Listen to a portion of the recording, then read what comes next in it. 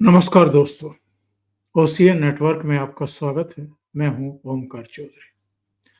आपने कभी गंभीरता से सोचा है, हरियाणा का चुनाव अगर भारतीय जनता पार्टी ना जीत पाती और कांग्रेस की वहां सरकार बन जाती और दिल्ली का चुनाव भी भारतीय जनता पार्टी के बजाय अगर अरविंद केजरीवाल और उनकी पार्टी ही जीत लेती, तो आज जो हम हाल देख रहे हैं, पंजाब और हरियाणा के शंभू बॉर्डर पर, खनौरी बॉर्डर पर, यहाँ तक कि डबवाली पर भी इन्होंने एक प्रयास किया था शुरू में। वहाँ के हालात क्या आज ये होते जो हम देख रहे हैं?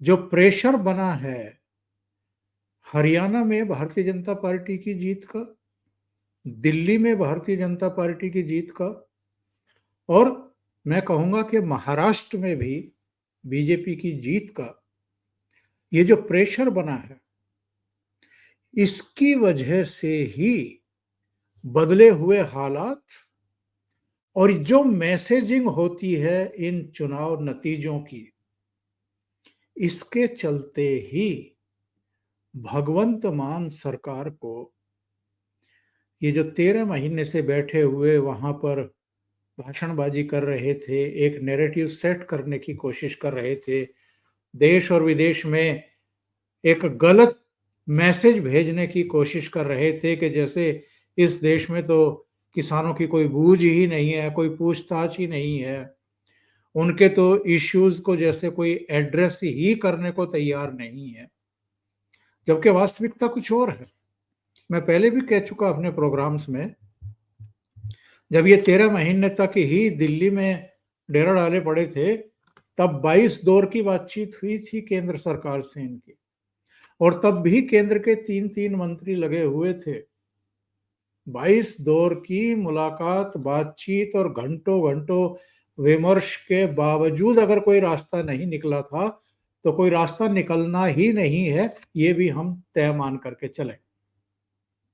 और ये जब से शंभू बॉर्डर पर बैठे हैं, खनौरी बॉर्डर पर बैठे हैं, तब से भी 7 दौर की बातचीत हो चुकी है चंडीगढ़ में। ना कोई नतीजा निकलना था और ना निकला, क्योंकि ये नतीजा निकालने के लिए, किसी निष्कर्ष पर पहुंचने के लिए, और केंद्र सरकार को या मोदी सरकार को किसी तरह का कोई श्रेय मिल जाए और देश भर का किसान मोदी सरकार के साथ खड़ा हुआ दिखाई दे, ऐसा ये लोग चाहते ही नहीं है। इनका एजेंडा ही ये नहीं है।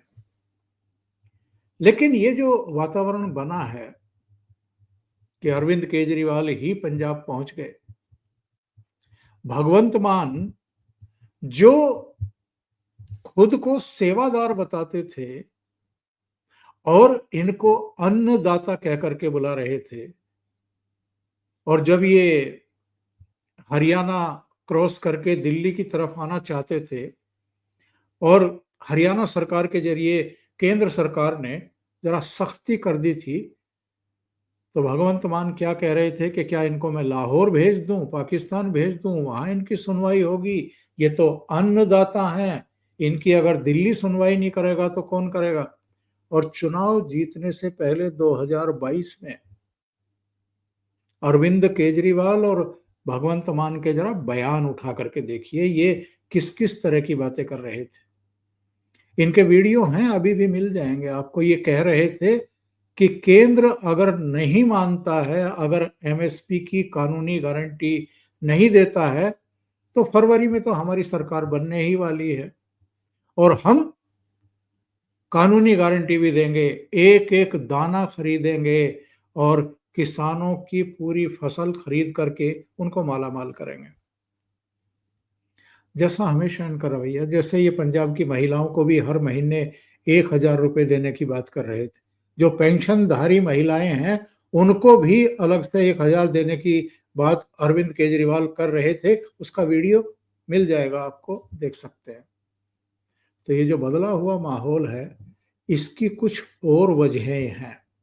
एक वजह तो ये है कि हरियाणा भारतीय जनता पार्टी जीत गई, महाराष्ट्र जीत गई, दिल्ली जीत गई। लगातार 3 राज्यों में उसकी सरकारें, उसके अपने मुख्यमंत्री बन गए।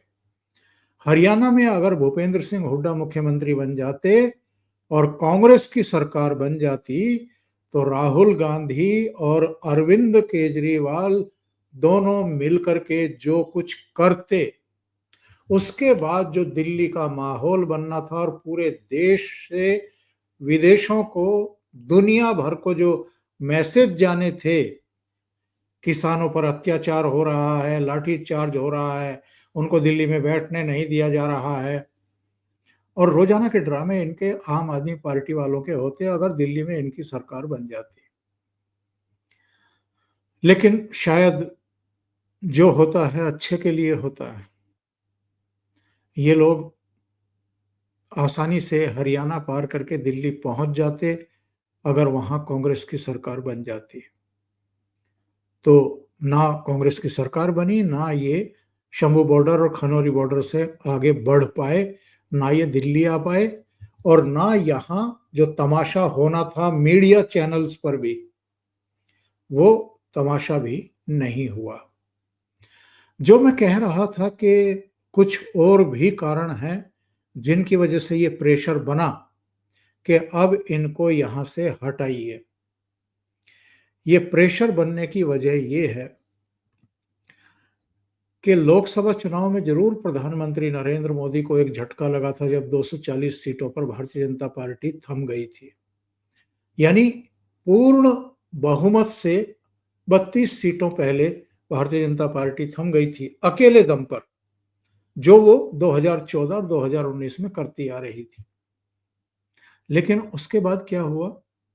जम्मू कश्मीर में भी ज्यादा सीटें जीती बीजेपी ने, हरियाणा में सरकार बना ली, महाराष्ट्र में सरकार बना ली, दिल्ली में सरकार बन गई, झारखंड में सीटें बढ़ गई, वोट शेयर बढ़ गया, उत्तर प्रदेश की 10 विधानसभा सीटों के उपचुनाव हुए जिनमें से 8 भारतीय जनता पार्टी ने जीत ली। इसके अलावा और भी कुछ घटनाएं घटी हैं।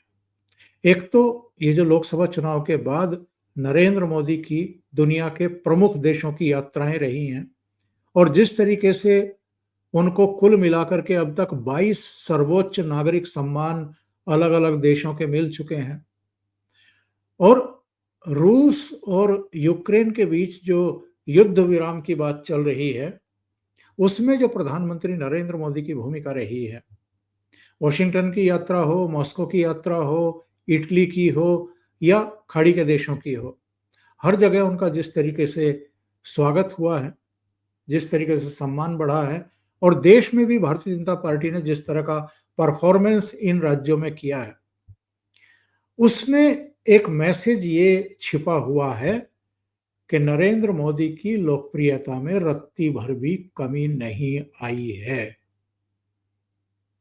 ये नरेंद्र मोदी को रोक भी नहीं पा रहे हैं, आरोप चिपका भी नहीं पा रहे हैं।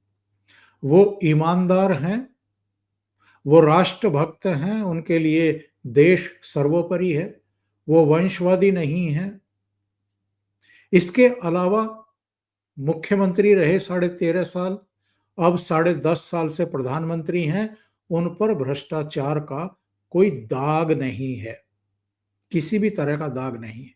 इसके विपरीत जो वंशवादी आधारित पार्टियां हैं, उन पर भ्रष्टाचार के आरोप भी हैं, उनके यहाँ छापे भी पड़े हैं, एजेंसियों ने उनको गिरफ्तार भी किया है। और जो वंशवादी नहीं थे, यानी अरविंद केजरीवाल, और जो राजनीति बदलने के लिए आए थे, उनकी और उनके निकट सहयोगियों की भ्रष्टाचार के गंभीर आरोपों में गिरफ्तारियां भी हुई हैं, और ये लोग जेल भी गए हैं। इनका सबका अपना अपना जनाधार खिसकता हुआ दिखाई दे रहा है। कांग्रेस पार्टी हो, शरद पवार की पार्टी हो, उद्धव ठाकरे हो, अरविंद केजरीवाल हो, अलग अलग राज्यों में आप जाएंगे, देखेंगे तो इन सब का जनाधार खिसक रहा है। भारतीय जनता पार्टी अगेन लोकसभा चुनाव में हल्का सा झटका मिलने के बावजूद तीसरी बार प्रधानमंत्री बनने के बावजूद फिर से विनिंग ट्रैक पर लौट आई है। तो भारतीय जनता पार्टी की लोकप्रियता में कोई कमी नहीं, जनाधार में कोई कमी नहीं, प्रधानमंत्री की भी लोकप्रियता में कोई कमी नहीं। इसलिए अब इन्होंने सोचा कि जो ये चाहते थे दिल्ली में आकर के हंगामा करें और पूरी स्टेज सजाएं, नाटक नौटंकी पूरा करें और दुनिया भर में मोदी सरकार को बदनाम करें और अल्टीमेटली बांग्लादेश जैसा वातावरण बना करके एक आधार तैयार करें कि यहाँ तो कोई लोकतांत्रिक व्यवस्था काम नहीं कर रही है, संसद भी ठीक से काम नहीं कर रही है, न्यायपालिका भी ठीक से काम नहीं कर रही है, मीडिया भी का भी यही हाल है, चुनाव आयोग तो मोदी के इशारों पर काम कर रहा है। तो ऐसे में जो शेख हसीना के साथ किया वही नरेंद्र मोदी के साथ यहाँ कर दें। लेकिन इनके मनोरथ पूरे होते इससे पहले एक और बड़ी घटना हुई, बल्कि मैं कहूंगा कई बड़ी घटनाएं हो गई। एक तो अमेरिका में जो बाइडेन की विदाई हो गई, कमला हैरिस राष्ट्रपति नहीं बन पाई, चुनाव हार गई।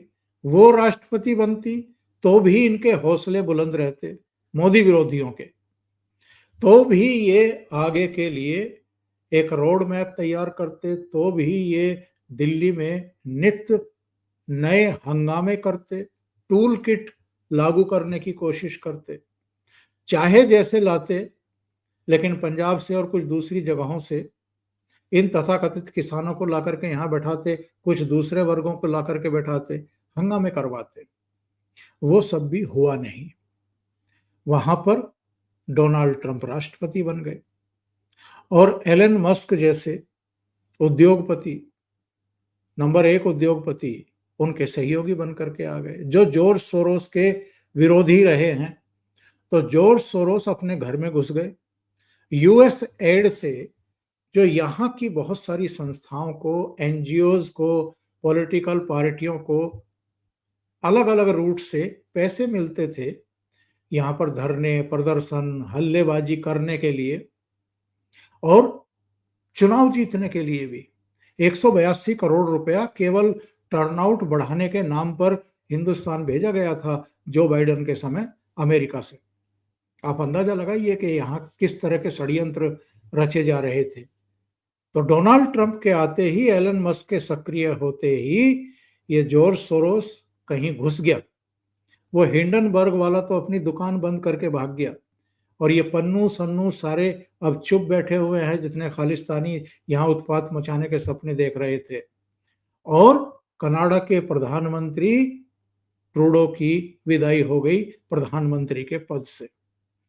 आप इसमें सोच करके देखिए कि किस तरीके से एक एक करके सारे षड्यंत्रकारी जितने साजिशकर्ता थे वो कमजोर पड़े, या तो जनता ने इनका डब्बा गोल कर दिया, इनका बिस्तर बांध दिया, या कुछ अंतरराष्ट्रीय घटनाएं ऐसी हो गई, परिदृश्य ऐसे बन गए कि ये कान दबा करके बैठ गए और इन्होंने अब अपने को विड्रॉ करना शुरू कर दिया है। अरविंद केजरीवाल को देखिए आप, दिल्ली में कुर्सी खिसकते ही, सत्ता छीनते ही जमीन पर आ गए हैं। ये अलग बात है कि वहां पर वीवीआईपी प्रोटोकॉल ले रहे हैं बिना किसी अधिकार के। भाई आप आम आदमी पार्टी के संयोजक ही तो हैं, आप तो इस समय एमएलए भी नहीं हैं। इसके बावजूद चूंकि आपकी सरकार वहां पर है पंजाब में, तो आप वीवीआईपी प्रोटोकॉल ले रहे हैं और मुख्यमंत्री के आगे आगे चलते हैं, जबकि इनको मुख्यमंत्री के या तो पीछे रहना चाहिए या बराबर में रहना चाहिए। लेकिन ये सारी घटनाएं हुई हैं। पंजाब के जो हाल हैं इस समय और 2027 में इनके साथ जो होने वाला है उस पर मैं अलग से बात करूंगा। लेकिन ये जो घटनाक्रम हम देख रहे हैं इस समय खनौरी बॉर्डर और शंभू बॉर्डर पर, ये देश की बदली हुई राजनीतिक स्थितियों की वजह से है और जो मैसेज इनको मिले हैं उनकी वजह से। अभी के लिए इतना ही। बहुत बहुत धन्यवाद। अगर आपको ये चैनल और इसके कंटेंट पसंद आ रहे हैं, तो लाइक करें, कमेंट करें, वीडियो को शेयर भी करें। अभी तक अगर आपने ये चैनल सब्सक्राइब नहीं किया है, तो सब्सक्राइब कर लें। साथ में लगे बेल आइकॉन को दबा दें, ताकि आगे आने वाले वीडियो और उनके नोटिफिकेशन आप तक पहुंचते रहें। बहुत बहुत धन्यवाद। नमस्कार।